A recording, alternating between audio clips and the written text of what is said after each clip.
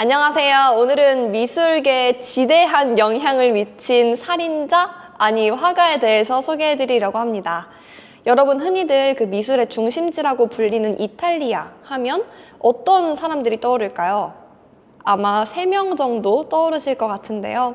첫 번째로 모나리자 그린 다빈치, 그리고 두 번째로 위대한 조각가이자 화가라고 평가받는 미켈란젤로, 그리고 세 번째로는 엄청난 조화로움과 균형을 추구했다라고 하는 라파엘, 이렇게 3명이 있죠. 근데 이 3명의 공통점은 다 이탈리아 르네상스 시기 때 활동했다는 공통점이 있습니다. 그렇다면 오늘 소개할 화가는 누굴까요? 오늘 소개해드릴 화가는 이 르네상스의 조화로움을 아주 뒤흔들면서 바로크의 포문을 연 사람입니다. 짐작하셨죠? 바로 카라바조입니다. 제가 카라바조 소개해드리려고 이렇게 옷도 바로크 느낌으로 입어봤는데 어떤가요? 굉장히 바로크스럽죠? 그럼 바로 시작하겠습니다. 시작하기 앞서서 사람들이 카라바조를 까라바조라고 부르는 이유가 있는데요. 카라바조가 이탈리아 사람이거든요. 그래서 본토 발음으로 하면 원래 까라바조 이렇게 하거든요. 그래서 좀 까라바조라고 하는 사람들이 많은 것 같고, 그걸 한국어 발음으로 좀 치환을 하면 카라바조기 때문에 혼합되어서 쓰이는 것 같아요. 오늘은 좀 그림을 중심으로 보면서 그의 삶에 대해서 조명해보는 시간을 갖겠습니다. 먼저 첫 번째 그림 보시죠. 먼저 카라바조가 그린 2점의 바쿠스 작품 중에 첫 번째로 그려진 작품입니다. 흔히 여러분이 카라바조 하면 극적인 명암 대비라든가 정말 사실적으로 그려진 그림들이 떠오르실 텐데 약간 병들어 보이는 사람이 나와서 놀라셨죠? 이게 바로 카라바조의 자화상입니다. 자세히 보면 살결이 약간 푸르스름하면서도 회색빛이 도는 것 같고, 다크서클도 굉장히 깊고요. 또 입술도 좀 메마른 느낌, 건조하고 손톱도 아주 더럽습니다. 근데 여러분이 화가고 자화상을 그린다고 하면 여러분은 어떻게 그리실 건가요? 실제보다 엄청나게 아름답거나 잘생기게 그리진 않더라도 적어도 별로게 그리지는 않을 거잖아요. 그런데 왜 카라바조는 이렇게 자화상을 조금 아픈 기색으로 그렸는가? 그 이유는 카라바조가 실제 모델을 대상으로 그림을 그리는 자연주의 기법을 사용했기 때문입니다. 그러니까 실제 모델을 대상으로만 그림을 그리는데 하필이면 내가 아파서 바깥 생활도 못하고 하니까 거울에 비친 나의 아픈 기색을 보고 그림을 그릴 수밖에 없었던 거죠. 그래서 흔히들 이때쯤, 이 시기 때는 바쿠스를 그래도 좀 신적으로 묘사를 많이 했는데 실제 대상이 나밖에 없는데 어떡해. 그래서 바쿠스를 그리는데 자신의 모습을 대입하게 된 거죠. 근데 두 번째 바쿠스 그림은 또 조금 다릅니다. 두 번째 그림을 보면 이전보다는 그래도 훨씬 생동감이 넘치죠. 그럼에도 불구하고 풍요와 쾌락을 상징한다는 그런 포도주의 신, 그런 면모는 별로 안 보입니다. 바쿠스의 의상을 입고 와인잔을 들고 있는데 신 같지는 않다. 왜? 의상도 굉장히 흐트러져 있고 표정도 약간 유혹하는 듯한 그런 느낌이고 하잖아요. 그런데 신적인 요소가 딱 한 가지 있다면 배경에 그림자가 비치지 않는다는 점 정도? 여러분 그거 아시죠? 그림자 없으면 귀신이라는 거. 네. 이렇게 신적인 요소가 보이기는 합니다. 그럼에도 불구하고 대부분의 요소에서는 별로 보이지 않죠. 신 같지는 않아요. 근데 이 그림에도 마찬가지로 아주 재밌는 이야기가 하나 있어요. 여러분 카라바조가 그림을 어떻게 그린다고 했죠? 실제 모델을 대상으로 보고 그린다고 했잖아요. 그러면 이 모델은 과연 누굴까요? 바로 카라바조랑 같은 공간에서 같은 추기경의 후원을 받으면서 지냈던 몬토야라는 남성일 거라는 추측이 있습니다.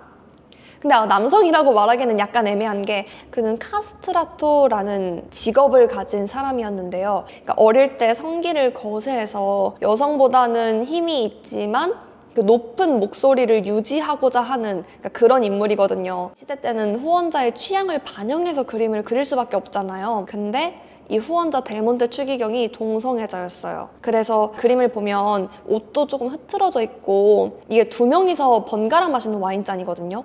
그런 거를 들고 있고 뺨도 약간 발그레하고 그렇잖아요. 그래서 동성애 취향이 들어간 그림이다라는 카더라가 있습니다. 물론 카도라라고 말하기는 하지만 학자들의 논문입니다. 그리고 이 몬토야라는 남성은 다른 그림에서도 마찬가지로 등장하는데요. 이번에 예술의 전당에서 열린 카라바조 전시에 왔었던 이 주인공도 몬토야예요. 정말 닮지 않았나요? 이 몬토야는 도마뱀한테 읍스 하면서 손가락을 물려서 깜짝 놀라고 있는데요. 이렇게 순간적인 표정을 딱 포착한 게 카라바조 스타일이에요. 원래 기존 르네상스 화가들이 하지 않았던 방식으로 인물을 묘사한 거죠. 여러분, 다빈치가 이렇게 생동감 있게 그림 그린 거 본 적 있으신가요?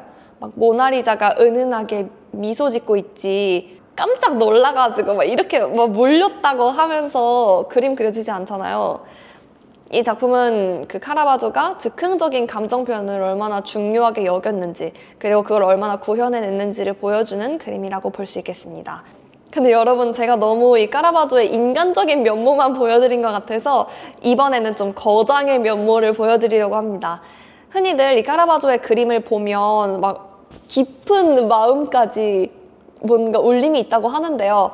그 이유가 사실적으로 잘 그려서도 있고, 그리고 주제를 굉장히 잘 강조했기 때문입니다. 이 그림에서는 그럼 주제가 뭘까요? 우리 제목 신경 쓰지 말고 그림으로만 한번 볼까요? 맨 처음에 눈에 들어오는 사람이 누구죠? 아무래도 가운데에 위치한 청년이 빛도 받고 있고 배경과 명암 대비가 뚜렷하게 이루어지니까 그쪽으로 시선이 가겠죠? 그런데 이 소녀는 어딜 보고 있죠? 오른쪽에 있는 두 명의 사람을 보고 있죠. 근데 이 두 명의 사람들은 또 어딜 보고 있는 거야? 이렇게 쭉 봤더니 맨 앞자리에 있는 소년한테 시선이 가요. 근데 또 이 소년은 어디 보는 거야? 했더니 다시 그 두 인물에게로 시선이 다시 갑니다. 뭐지? 하고 뜯어보면, 네, 그냥 말할게요. 이 예수, 뒤편에 있는 사람인 예수가 저 멀리를 가리킵니다. 그 시선을 따라 쭉 따라가니까 자기 자신을 손으로 가리키면서 나? 하는 표정을 짓는 사람이 있습니다. 결국 이 그림은 시선을 어디다가 갖다 둬도 결국 이 그림의 주제인 예수와 마태로 귀결돼요. 이게 너무 매력적인 거야. 이 그림의 의미가 뭔지 좀 더 정확하게 알려드리기 위해서 잠시 마태복음을 꺼내보도록 하겠습니다. 마태복음 9장 9절에 예수께서 거기서 떠나 지나가시다가 마테라 하는 사람이 세관에 앉은 것을 보시고 이르시되 나를 쫓으라 하시니 일어나 쫓으니라. 네, 딱 이 구절을 그린 거예요. 마태가 이렇게 원래 세금을 징수하는 사람이었거든요. 그래서 이 세금을 징수하다가 예수께서 너 딱 포인팅하면서 너 나를 따르라 하니까 마태가 깜짝 놀라서 나는 뭐지? 나 아무것도 아닌데? 막 이러면서 네? 저요? 이런 표정을 짓고 있는 순간을 포착한 거죠. 그리고 이 주제를 강조하기 위해서 키아로스쿠로라는 기법을 사용했는데요. 이건 빛의 밝음과 어둠을 사용해서 이 특정 대상의 깊이감이나 감정 같은 것들을 강조해주는 거예요. 네, 여기서도 오른쪽 상단에서 빛이 굉장히 인위적으로 쏘이기 때문에 뭔가 더 드라마틱하고 신성하고 놀라운 느낌을 주는 거죠. 그래서 이런 기법을 우리가 지금 아는 후대 화가들, 벨라스케스, 렘브란트, 젠틸레스키 같은 사람들이 이어받았다고 하는 겁니다. 그래서 카라바조가 바로 그 전체에 영향을 미쳤다라고 하는 게 이런 빛과 어둠의 극적인 대비 때문이라고 할 수 있죠. 또 다음 그림인데요. 이 작품도 마찬가지로 이번 전시 때 예술의 전당에 왔었습니다. 다윗과 골리앗 주제인데 다윗이 골리앗이라는 적을 무찌르는 장면이에요. 그런데 특이하게도 이 목이 잘려진 골리앗의 모습이 카라바조 본인의 얼굴입니다. 또 자화상인 거야. 여기서 카라바조의 성격을 잠깐 짚어보려고 하는데요. 카라바조는 아까 잠깐 언급했듯이 뛰어난 화가기도 하지만 살인자였어요. 그러니까 성격이 원래 원체 좀 다혈질적이고 폭력적인 성향이 있었습니다. 그래서 살인을 실제로 저지르기 이전에도 원래는 귀족들만 공공장소에서 검을 소지할 수 있었는데 카라바조가 자긴 중산층인데 자꾸 막 공공장소에서 검을 들고 다니는 거야. 그래서 아주 여러 차례 경찰에 그 이름이 올라갔었습니다. 실제로 기록을 따르면 카라바조가 그 경찰의 그런 범죄 이력에 이름을 14차례 정도 올렸다고 해요. 그러니까 굉장히 조금 사고를 많이 치는 사람이었다는 걸 알 수 있죠. 그런데 결정적으로 이 살인자 꼬리표까지 붙게 된 건 1606년인데요. 이때 그 토마소니라는 사람을 도박비 때문에 이렇게 엎치락 뒤치락 하다가 결국 죽이게 돼요. 그러니까 이것 때문에 로마에서 있던 카라바조가 도망자의 신세가 되는 거죠. 네, 그 도망치던 시기에 그린 그림이 바로 이 그림입니다. 로마에서 죄를 저지르고 교황한테 그 용서받기 위해서 그린 그림으로 많은 사람들이 해석을 하는데, 그래서인지 검의 칼날을 좀 확대해서 보면 HASOS 이렇게 새겨진 문구가 있어요. 이게 겸손이 오만을 죽인다라고 해석되는 라틴어의 약자다, 이렇게 많이 풀이를 하고 있습니다. 여러분은 카라바조가 어떤 심정으로 이 그림을 그렸을 거라고 생각하시나요? 그리고 이 그림, 죽기 전에 카라바조가 거의 마지막으로 그린 그림이에요. 카라바조가 로마에서 몰타로 도망을 왔는데 몰타에서도 그의 그림을 좋아해주는 사람들이 있었어요. 그래서 또 이제 후원을 받아서 이제 그림을 막 그리기 시작합니다. 이때 그려진 세례자 요한이 참수당하는 모습을 주제로 한 그림이에요. 근데 아이러니하게 원래 카라바조가 그림에 서명을 안 하거든요.